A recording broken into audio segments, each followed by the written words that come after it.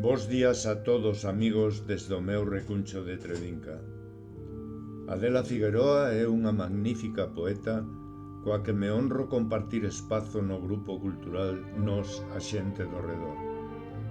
Hoxe tentarei poñer voz ao seu delicioso poema Xabre en Beade, que no número 14 da nosa revista esta dama da palabra regálanos.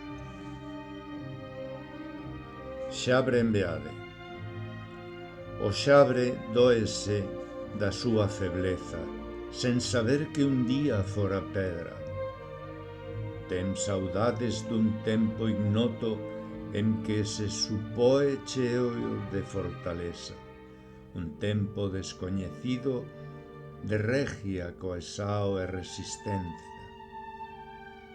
Dóelle a falta por el ignorada, mancha a morriña da súa ausencia vacua e a pena de xa nao ser pena. Aínda nao sabendo que un día xa lonxiño el da pena vieira grao a grao, pinga a pinga, desleixo a desleixo. E a aigua, a atmósfera galega traballaban no seu esquecemento. Esfarelado polo torrao, ficou a mercé do vento. Choran as enxurradas empurradas súas areias cara abaixo da montaña. Alo vai sumiso e resignado, entregado a tombos polos regos.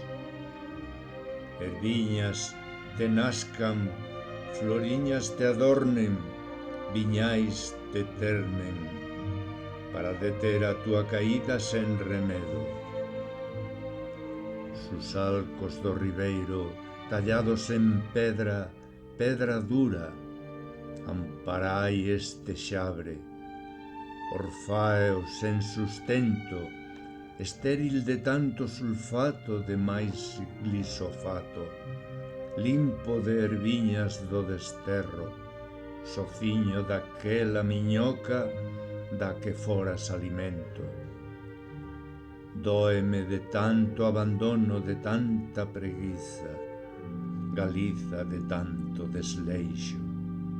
Esfarelada camiñas como os graos dos xabres separados e senlleiros que fabricarán a desidia, costas viradas á terra e o esquecemento. Quérote como aquel xabre que ás viñas consegue dar sustento, aquel que unindo grao a grao dalle a vida a minerais.